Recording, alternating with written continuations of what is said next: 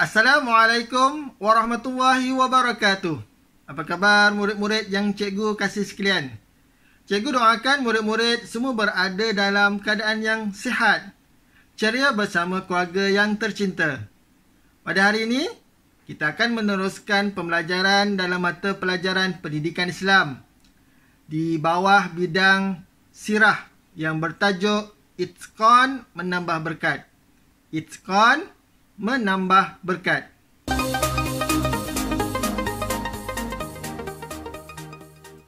Baik murid-murid yang dikasihi sekalian, murid-murid pernah dengar perkataan itqan? Baik, mari cikgu terangkan apakah maksud itqan. Itqan ialah tekun dalam beramal. Tekun dalam beramal atau melaksanakan sesuatu pekerjaan secara sempurna dan disertai dengan usaha yang bersungguh-sungguh. Cikgu ulang sekali lagi.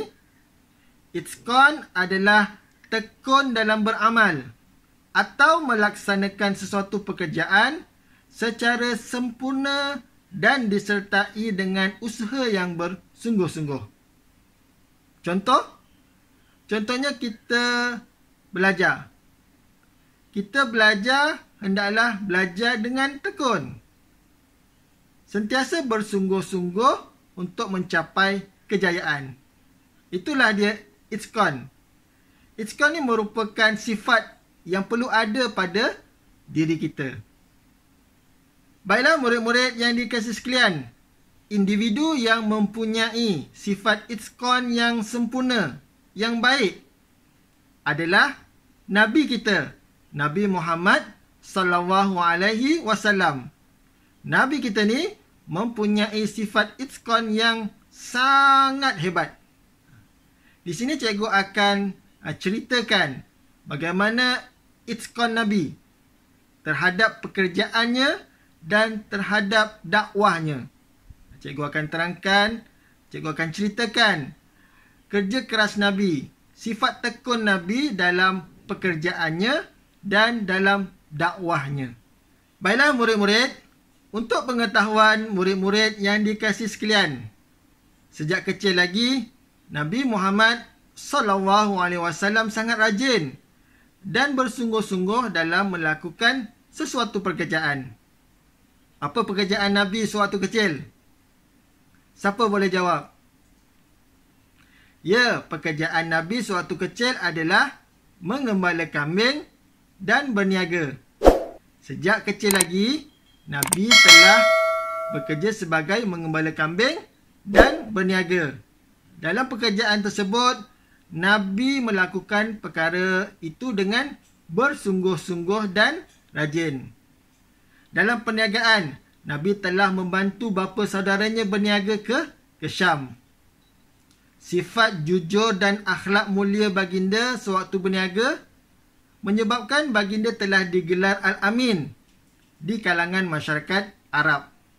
Sehinggalah ada seorang hartawan, bangsawan wanita yang bernama Khadijah binti Khuwailid datang menemui Nabi Muhammad SAW dengan membawa barang dagangan, dengan membawa barang perniagaan, yang mana dia suruh Nabi Muhammad SAW memperniagakan barang tersebut ke Syam. Jadi, dengan sifat itqan Nabi ditambah dengan kejujuran dan akhlak mulia, Nabi telah mendapat keuntungan yang besar dalam perniagaan tersebut. Itu dia antara kisah yang nak menunjukkan bahawa Nabi ini mempunyai sifat itqan yang sangat tinggi dalam pekerjaan yang baginda lakukan. Jelas ya murid-murid? Baik, seterusnya cikgu akan terangkan sifat itqan Nabi dalam berdakwah. Sifat itqan Nabi Muhammad dalam berdakwah. Untuk pengetahuan murid-murid, Nabi Muhammad SAW menjadi Rasul pada usianya 40 tahun. Ketika baginda menerima wahyu yang pertama di Gua Hira. Bermula daripada itulah Nabi melakukan dakwahnya kepada masyarakat Arab. Dalam melakukan dakwahnya, Nabi banyak mendapat tentangan daripada masyarakat Arab. Salah seorang darinya adalah Abu Lahab, pakciknya. Ini adalah pakcik yang tidak suka kepada Nabi Muhammad. Pakcik yang seorang lagi bernama Abu Talib. Abu Talib ini adalah pakcik yang jaga Nabi Muhammad. Dia sayang kepada Nabi Muhammad. Manakala Abu Lahab adalah bapa saudara Nabi yang tak suka tentang ajaran yang Nabi bawa. Abu Lahab ini bersama isterinya sering menyakiti baginda agar berhenti berdakwah. Isteri Abu Lahab yang bernama Ummu Jamil sering menabur duri di jalan yang sering dilalui oleh baginda. Dia dengki kepada Nabi Muhammad SAW. Dia tabur duri kepada jalan yang selalu dilalui oleh Nabi, supaya Nabi susah nak jalan. Manakala Abu Lahab pula pernah melemparkan sesuatu kepada Nabi Muhammad SAW yang sedang berdakwah sehinggakan berdarah betis dan tumit baginda. Mereka berdua ni sering menghina Nabi Muhammad SAW di khalayak ramai dan melemparkan fitnah. Jadi, dengan sifat iskon yang ada pada Nabi Muhammad SAW ketika berdakwah, segala usaha yang menyekat dakwah Nabi adalah sia-sia. Baginda tetap cekal menyampaikan dakwahnya seperti yang diperintahkan oleh Allah Subhanahu wa Ta'ala. Baiklah murid-murid, itu dia dua situasi yang nak menggambarkan itqan Nabi Muhammad SAW dalam pekerjaan yang dilakukan dan dalam dakwah yang diperintahkan oleh Allah Subhanahu wa Ta'ala. Sifat itqan yang tinggi dalam diri Nabi menjadikan Nabi seorang yang tabah dalam melakukan perkara yang disuruh oleh Allah Subhanahu wa Ta'ala. Baiklah murid-murid, seterusnya cikgu akan terangkan apakah iktibar ataupun pengajaran yang kita boleh perolehi daripada sifat itqan Nabi dalam melakukan pekerjaan. Ada 3 perkara. Yang pertama, apabila diberikan tugasan atau amanah, kita hendaklah melakukannya dengan tekun dan bersungguh-sungguh. Kita juga mestilah mempunyai sikap bertanggungjawab. Contohnya, kita sebagai pelajar, apabila kita menerima tugasan, menerima kerja rumah, kita perlu menyiapkan kerja rumah tersebut dengan baik dan melakukannya dengan bersungguh-sungguh. Yang kedua, kita juga hendaklah menepati masa dan tidak bertangguh. Setiap tugasan dan amanah yang diberikan hendaklah dilakukan dengan cara yang terbaik. Dalam contoh buat kerja rumah, kita perlulah melakukannya dengan menepati waktu. Contohnya, kerja rumah itu perlu disiapkan pada hari ini. Maka, kita perlu siapkan pada hari ini juga. Faham ya murid-murid?